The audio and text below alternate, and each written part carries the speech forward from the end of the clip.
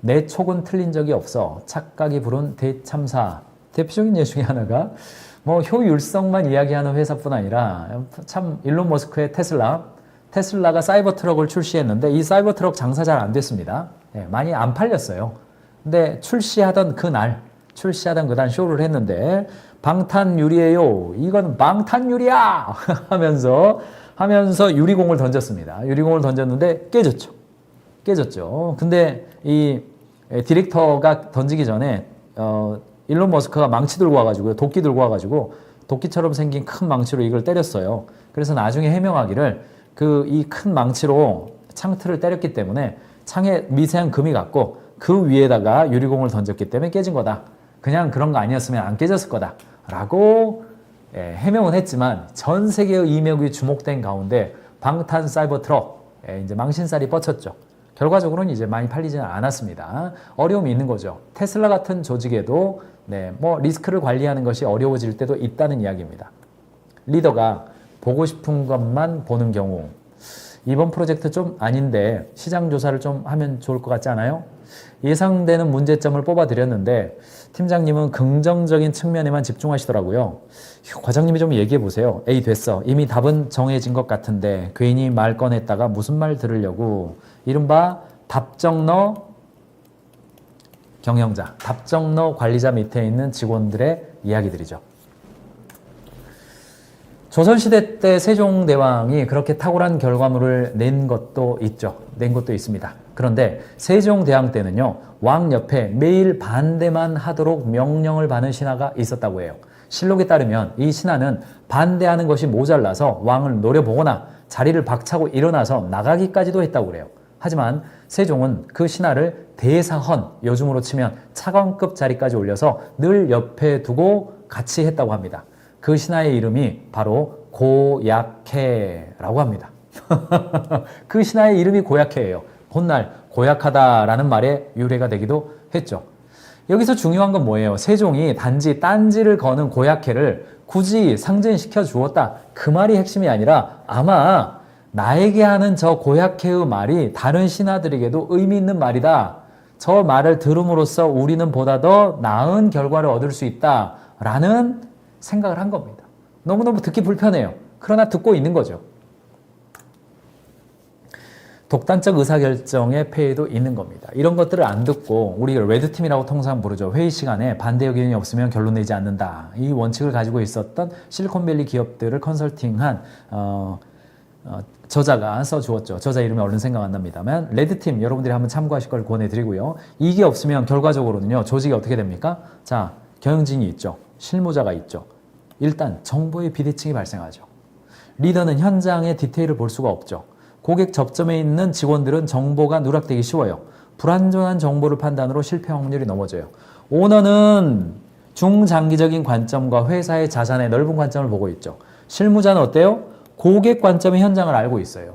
그러니까 상호 간의 소통을 하지 않으면 오너가 보고 있는 관점에서는 리더가 보고 있는 관점에서는 조직 내부의 관점이 좀 많을 수밖에 없고 실무자는 어저께 만나고 온 고객의 그 뉘앙스와 그 열받음 고객의 어떤 그런 관점 이런 것들을 말할 수가 없는 거죠. 결과적으로는 정보의 비대칭성 때문에 서로가 답답한 상황만 되는 겁니다. 결과적으로는 구성원들이 이제 동기가 저하되는 거예요. 내가 말해봤자 소용도 없는데 뭐 전에 말해봤자 괜히 욕망 먹고 그냥 쓸모없었어. 내가 뭐 직장인인데 뭐 그럴 필요가 있겠어? 네, 킴 스캇이 저자군요. 네, 레드팀의 저자 킴 스캇 되겠습니다. 자, 일의 주도성을 잃은 구성원이 되고 수동적인 태도로 이어지죠. 결국 생산성 하락으로 이어지고 이직률 상승으로 이어져. 말해도 안 들어요. 침묵의 조직이 되는 겁니다. 결과적으로는 리더하고 실무자하고 소통이 일어나야 되는데 고객이 말해봤자 여기서 끊기는 거예요. 결과적으로는 제품이 나가면 고객은 불만이 일어나는 거죠. 불완전한 정보가 실패 확률을 올리는 거죠. 결과적으로는 회의 시간은 침묵하는 시간이 되고 침묵하면 그 침묵을 주로 누가 깨요? 리더가 깨는 겁니다. 그러니까 리더들도 내가 말하고 싶지 않다고요. 회의 시간에 말 많이 하고 싶지 않아요. 그런데 아무도 말을 안 하니까 어쩔 수 없이 내가 말하는 거예요. 그런데 그 침묵을 깨는 게 리더에서는 안 된다는 이야기를 제가 오늘 해드리고 싶은 겁니다. 나도 말 좀 경영자도 항변하고 싶죠. 나도 말 좀 그만하고 싶다고. 그런데 당신들이 의견을 좀 내라고 그러는데 의견을 안 내니까 어쩔 수 없이 내가 의사결정하고 내가 지시하고 할 수밖에 없지. 여기 앉아서 그러면 말이 되겠습니까? 여기 앉아서 어디 앉아요? 제가 뭐 다른 기업 거 가져오기 애매하기 때문에 주로 이제 정부 기관 거 노출되어 있는 거 가져왔습니다. 우리 경기도 소방혁신운영위원회 여기 앉아 계신 분이 이분만 한 자리에 앉아 있어요. 모든 사람은 테이블 하나에 2명 앉아 있는데 이분만 테이블 하나에 혼자 앉아 계세요. 여기 있죠. 여기 계신 분 중요한 분이죠. 여기 계신 분 중요한 분이에요. 그 다음에 여기 계신 분이 아마 중요한 분일 겁니다. 여기 안쪽에 계신 분들. 이런 분위기에 앉아서 마음껏 이야기하세요. 나도 독단적으로 결정하지 않고 여러분들의 의견을 충분히 반영해서 결정하겠습니다. 이 말 자체가 틀렸어요. 여러분의 의견을 반영해서 결정하는 게 아니라 우리가 함께 결정합시다가 조직이죠. 회사는 그게 핵심이죠. 대통령이라고 한다면 여러분들의 의견을 반영해서 제가 결정하겠습니다. 이건 대통령이죠. 대통령은 그렇게 해야죠. 그러나 조직은 우리가 함께 결정합시다가 맞는 겁니다.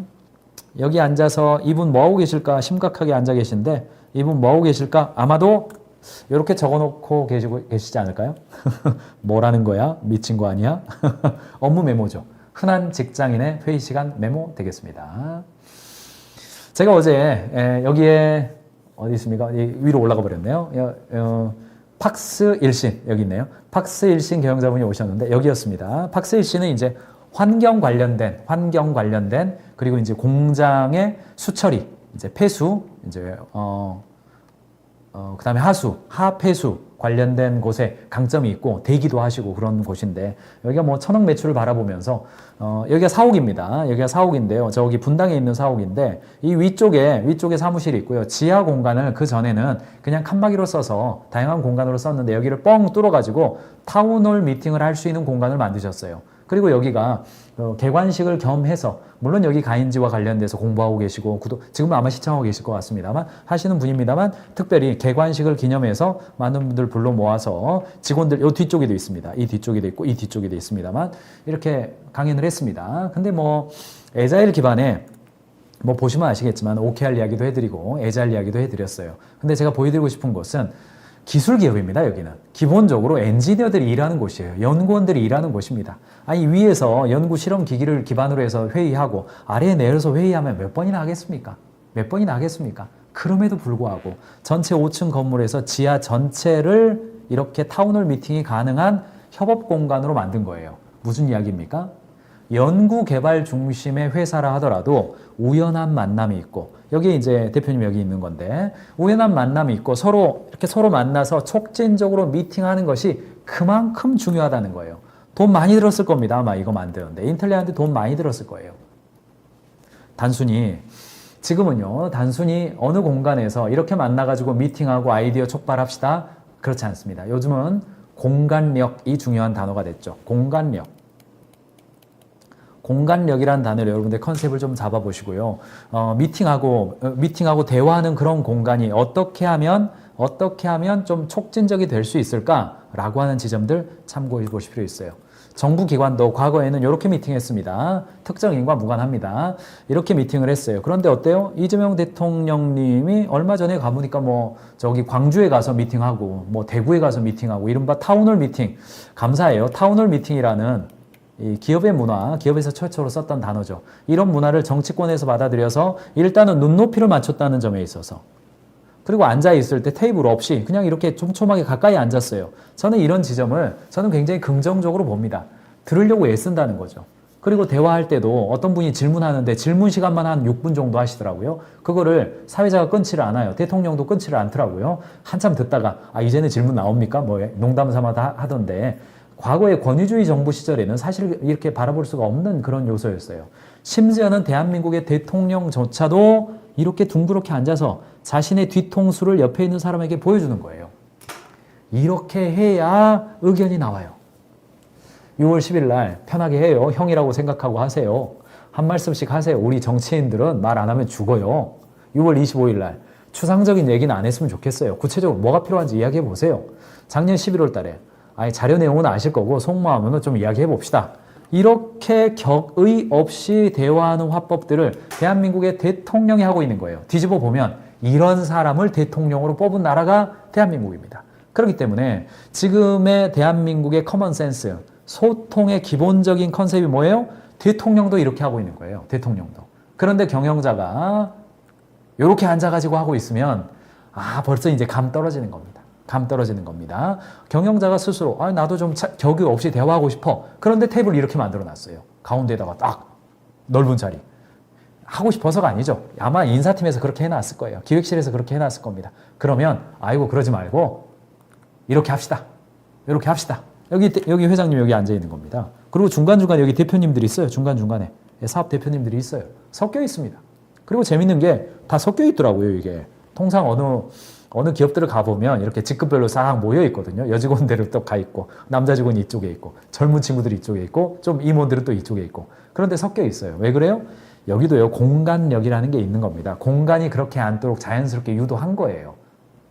그런 것들을 여러분들 좀 보시면 좋겠습니다. 동시에 배달의 민족의 의사소통 문화 있죠. 초창기부터 린 스타트업 방식을 도입해서 피드백을 빠르게 반영하고 실패를 두려워하지 않는 실험적인 의사결정 문화 만든 것. 대표가 모든 것을 결정하는 게 아니라 팀 단위로 자율적인 의사결정 권한 부여하고 데이터를 기반으로 한 의사결정하는 것. 어때요? 배달의 민족도 중앙에 CEO가 있죠. 중앙에 있습니다. 그런데 셀 중심 방식으로 조직을 편성했죠.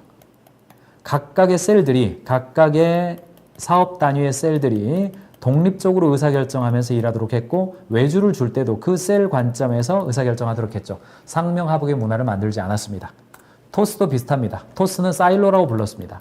사일로 단위로 오죽했으면 사일로라고 불렀겠어요. 의사소통을 그냥 단절을 시켜버린다. 그 안에서 다 결정하도록 하자. 그런 취지로 사일로 기반의 에자일 조직을 만들어서 핀테크 시장에서 독립적 의사결정으로 실패하더라도 빠르게 배우고 개선하는 문화를 만들어낸 겁니다. 실패하더라도 작게 실패하게 만들어주는 거거든요. 그래서 결과적으로는 큰 성공을 거두도록 만드는 겁니다.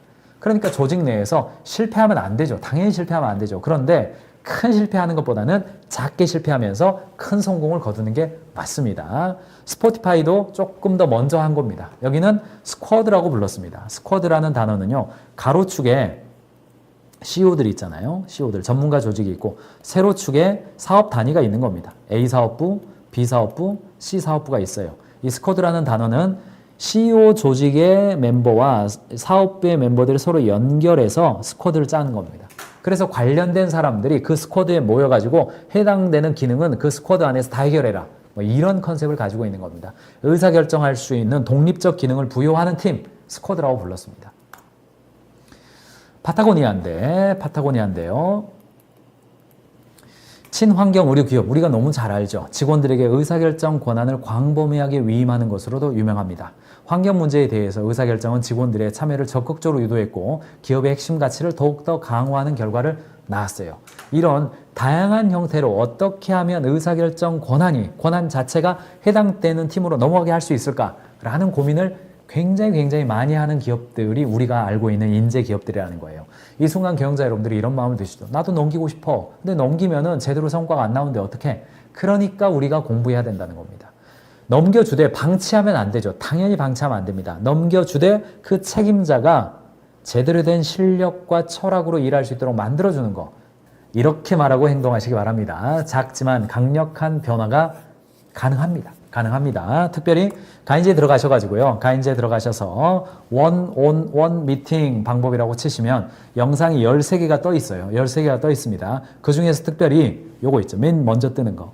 원온원 미팅 패키지. 자, 12분짜리예요. 영상 자체는 12분밖에 안 됩니다. 근데 그 안에 뭐가 있냐면요. 원온원 미팅 카드, 성장 촉진 카드, 상황별 원온원 질문 리스트까지 자료로 다 들어가 있습니다. 그 중에서 제가 강의해드린 게 있고 우리 이명철 부사장님이 강의해드린 게 있어요. 골든 미팅 카드, 실버 카드 이 두 가지가 있습니다. 회사 내에서 경영자가 구성원들의 의견을 듣고 함께 대화하는 거 집단적으로 먼저 시행한다는 거 쉽지 않습니다.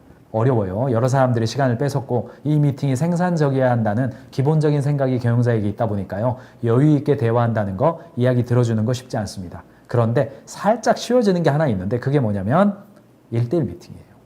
1대1 미팅을 통해서 이야기 들어주는 거 그거 조금 괜찮아요. 왜요? 이 한 사람 시간만 지금 내가 사용하고 있는 거니까. 그때 한번 마음 놓고 1대1 미팅을 먼저 하시길 바라고, 동시에 리더십 살롱 제가 한번 안내해 드린 적이 있습니다. 들어서 리더십 살롱이라고 검색하시면 물론 텍스트 정답도 나오죠. 텍스트도 나옵니다. 이야기 나온 김에 자, 가인지에 들어가 보시면 이제는 가인지가 영상 자료가 먼저 나오는 것이 아니라 가인지가 AI 경영 코치 솔루션으로 바뀌어 있는 거 여러분 아실 겁니다. 바뀌어 있기 때문에 여기 보셔서 AI 로빈에게 경영 고민을 물어보세요 해서 여기다가 리더십 살롱이라고 검색하시면, 리더십 살롱은 경영자가 리더들과 함께 하는 이야기예요. 리더들과 함께 하는 이야기인데, 리더십 살롱이라고 검색하시면 영상이 지금 3개가 뜨죠. 이 3개 뜨는 걸 보면, 자, 여기 있습니다. 리더십 살롱과 리더십 라운지 2가지 활용 방법 이렇게 나오죠.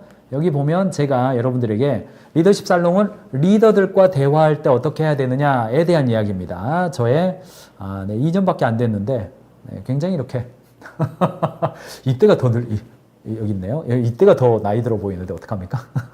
제가 더 젊어 보이지 않아요? 예. 아무튼 경영자가 구성원을 만나가지고, 모든 구성원을 만나가지고 대화해서 그들의 의견을 다 들어준다는 것은 사실상에 거의 불가능에 가깝습니다. 저로 보여주셔야겠습니다. 너무 많은 거가 넘어가네요. 사실상 어렵습니다. 그래서 리더십 살롱을 하시고 1대1 미팅을 통해서 이건 어떻게 생각해요? 이건 나 좀 잘 모르겠는데 본부장님 어떻게 생각해요? 의견을 들어주는 거 있죠. 들어주면서 듣기만 해도 의미 있는 게 있네를 경영자가 먼저 성공 경험을 해야 됩니다. 그래서 1대1 미팅을 하시라는 겁니다. 다시 돌려주시면 되겠습니다. 리더십 살롱 미팅 하시기 바랍니다. 그리고 팁을 몇 가지만 드리면, 자, 1번. 그래서 뭐 해야 되냐? 첫 번째, 질문을 하시기 바랍니다. 그래서 어떻게 생각하세요? 이 건에 대해서 아이디어가 뭐가 있어요? 라는 질문을 구성원들에게 던지셔야 됩니다. 답을 주는 리더가 아니라 질문하는 리더가 되는 것이 고수가 되는 길입니다. 잘 안 돼요. 경영자가 질문 던져봤자 효과적인 대답 잘 안 나오기 때문에 잘 안 된다는 거 저도 압니다. 그래도 마음속으로 꾹 참으시고요. 꾹 참으시고 질문을 던지시기 바랍니다.